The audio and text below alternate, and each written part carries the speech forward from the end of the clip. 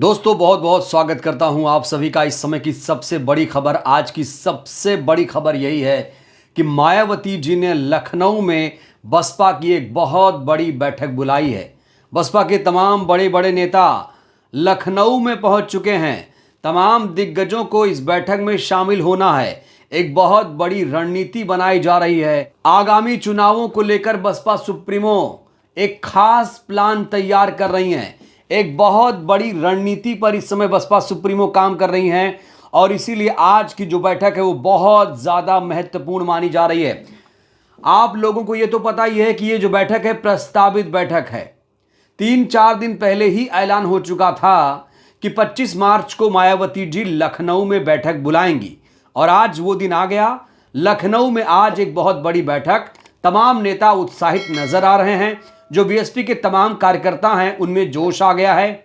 जब भी मायावती जी एक्टिव होती हैं, बैठक लेती हैं, प्रेस कॉन्फ्रेंस करती हैं, ट्वीट करती हैं या कहीं बाहर निकलती हैं तो उनके तमाम समर्थकों में ऊर्जा भर जाती है और इसीलिए जो बसपा के तमाम कार्यकर्ता हैं वो इस समय काफी ज्यादा खुश नजर आ रहे हैं। तो आज की ये बैठक क्यों खास है? खास इसलिए है क्योंकि मायावती जी ने पहली बार ओबीसी समाज की ये बैठक बुलाई है।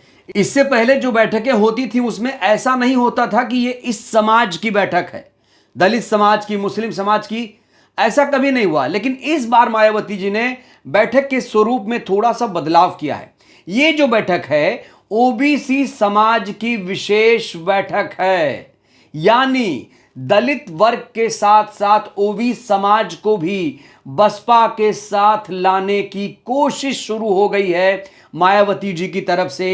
इस बैठक में भाईचारा संगठन से लोग भी जुड़ेंगे। आपको हमने भाईचारा संगठन से जुड़ी खबर को विस्तार से बताया था कि भाईचारा जो कमेटियां हैं वो किस तरीके से बन रही हैं, संगठन किस तरीके से बड़ा हो रहा है, संगठन को किस तरीके से विस्तार दिया जा रहा है, ये हमने आपको पिछले वीडियो में बताया था। तो जो भाईचारा कमेटियां गठित की गई हैं 13 साल के बाद ये जो कमेटी है बहाल की गई है और कहते हैं कि ये बसपा का इंजन है जो बसपा के जनाधार को मजबूत करने का काम करता है। 2012 के बाद जो भाईचारा कमेटी थी उसकी बहाली नहीं हो पा रही थी, उसमें कोई सक्रियता नहीं थी, लेकिन इस बार मायावती जी ने भाईचारा कमेटी को बहाल करके तमाम कार्यकर्ताओं को एक बहुत बड़ा तोहफा दिया है। तो ये जो भाईचारा संगठन है ये भी इस बैठक में हिस्सा ले रहा है। इस बैठक का मुख्य उद्देश्य है जनाधार को कैसे बढ़ाया जाए। जनाधार, एक ही चिंता है बसपा सुप्रीमो की कि जो जनाधार है उसे कैसे बढ़ाया जाए। जब भी बैठक लेती है तो जनाधार पर जरूर फोकस करती है कि जो हमारा जनाधार 30% था वो कैसे गिरकर 9-10% पे आया। मायावती जी भी इस पर चिंतन मनन करना शुरू कर चुकी हैं और इसीलिए दलित समाज के साथ साथ ओबीसी वर्ग को भी साधने की तैयारी शुरू कर दी गई है। आपको बता दें जो पिछली बैठक हुई थी उसमें तमाम पदाधिकारियों को कुछ काम दिए गए थे, उस कार्यों की भी इस बैठक में समीक्षा की जाएगी कि भाई आपको हमने ये काम दिया था। बूथ सेक्टर, कमेटी सेक्टर जो गठन करने की घोषणा की गई थी उसमें कितनी प्रगति आई, क्योंकि इस समय बसपा में एक कार्यक्रम भी धूमधाम से चलाया जा रहा है, गांव चलो अभियान। गांव चलो अभियान के तहत बूथ सेक्टर कमेटियों को मजबूत किया जा रहा है। तो जो बूथ और सेक्टर कमेटियों को लेकर निर्देश दिए गए थे उसकी समीक्षा इस बैठक में होगी कि उसकी प्रगति क्या है। प्रगति रिपोर्ट पर भी चर्चा की जाएगी। दलित समाज के साथ साथ ओबीसी समाज को साधने के पीछे मायावती जी की एक खास प्लानिंग है। आप ये देख रहे हैं कि यूपी में 2 पार्टियां इमर्ज कर रही हैं इस समय, वो समाजवादी पार्टी है और एक है भारतीय जनता पार्टी। तो बसपा के वो वोटर जो अब समाजवादी पार्टी या भारतीय जनता पार्टी के साथ चले गए हैं उन्हें फिर से वापस बसपा के साथ जोड़ना, ये खास प्लानिंग है मायावती जी की। खबर तो ये भी है कि मायावती जी के इस निर्णय से, इस रणनीति से कांग्रेस पार्टी बहुत ज्यादा परेशान हो रही है, क्योंकि आप लोग जानते हैं कि कांग्रेस पार्टी जो है वो यूपी में उसके वजूद पर सवाल खड़े हो रहे हैं। वो कांग्रेस पार्टी जो कभी सत्ता में हुआ करती थी, मुख्यमंत्री हुआ करता था, वो कांग्रेस पार्टी अब यूपी में एकदम से कमजोर हो गई है। तो समाजवादी पार्टी, भारतीय जनता पार्टी, साथ ही साथ कांग्रेस पार्टी की जो टेंशन है वो बढ़ चुकी है, क्योंकि मायावती जी अब बसपा के साथ साथ ओबीसी समाज को भी अपने साथ जोड़ने के लिए खास रणनीति पर काम करना शुरू कर दिया है।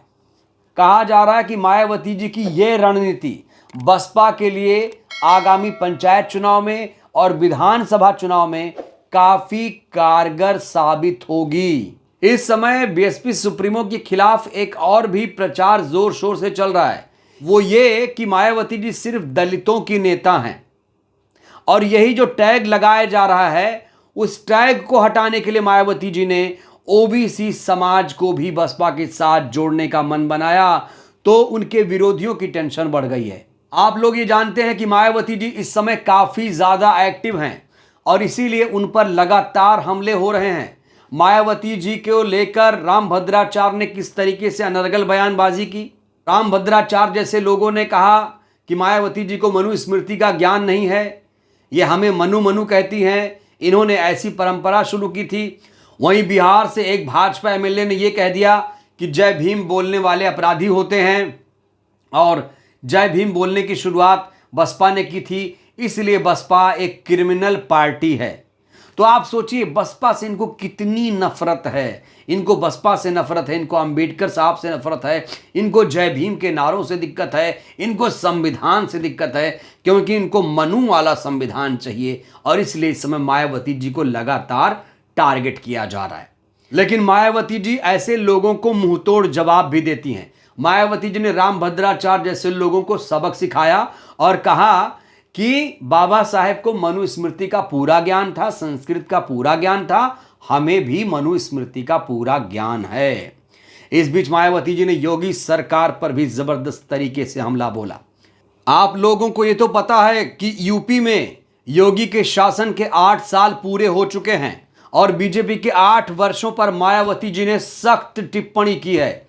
एक तरफ जहां योगी सरकार अपनी उपलब्धियां गिना रही है, राम राज्य वाली उपलब्धियां गिना रही है, कह रही है कि तो यूपी में सबको रोजगार मिल रहा है, अनाप शनाप तरीके से उपलब्धियों का बखान कर रही है, वहीं मायावती जी ने भारतीय जनता पार्टी को आईना दिखाया है। मायावती जी ने कहा है कि भाजपा सरकार से, योगी सरकार से जनता दुखी है, कानून व्यवस्था का यहां बुरा हाल है। तो आप सोचिए दोस्तों, कानून व्यवस्था कितनी ध्वस्त हो चुकी है, यह मायावती जी का बयान है। योगी सरकार को आईना दिखाया है मायावती जी ने। और जो लोग कहते हैं कि मायावती जी बीजेपी से मिली हैं, बीजेपी से डरती हैं, उनको यह बयान जरूर सुनना चाहिए। अगर बीजेपी से मिली होती तो योगी सरकार की इस तरह से आलोचना नहीं करती, इस तरह से योगी सरकार को आईना नहीं दिखाती, इस तरह से योगी सरकार को कटघरे में खड़ा नहीं करती कि योगी सरकार के शासन में हो क्या रहा है। मायावती जी ने बहुजनों की आंखें खोल दी हैं, साफ तौर से कहा है कि इस सरकार में जनता दुखी है और कानून व्यवस्था बेहाल है। और क्या चाहिए? अगर मायावती जी ये कह रही हैं तो जाहिर तौर पर कुछ रिसर्च के बाद या सोच समझ कर ही कहा होगा। तो एक तरफ जहां योगी सरकार अपने उपलब्धियों का बखान कर रही है, तो वहीं मायावती जी ने इनको आईना दिखाया है। तो ये विशेष बैठक है आज की, ओबीसी समाज को भी बीएसपी के साथ लाने की तैयारी है और 2027 का करिश्मा दोहराने की तैयारी है। 2027 में जैसे इतिहास रचा था बसपा ने, कहा जा रहा है कि 27 में भी ऐसा ही होगा, क्योंकि उसी फॉर्मूले पर मायावती जी ने काम करना शुरू कर दिया है, सोशल इंजीनियरिंग पर काम करना शुरू कर दिया है। बहरहाल इस वीडियो में इतना ही। मायावती जी जिस तरीके से रणनीति बना रही हैं, एससी के साथ साथ ओबीसी समाज को भी अपने साथ जोड़ रही हैं, इस रणनीति को आप लोग कैसे देखते हैं? मायावती जी की सक्रियता को लेकर आप लोग क्या कहेंगे? आप लोग भी अपनी राय दीजिए। साथ ही साथ योगी का जो 8 वर्षों का शासन है, उसको आप लोग 10 में से कितना नंबर देंगे? प्रतिक्रिया दीजिएगा। बहुत बहुत धन्यवाद।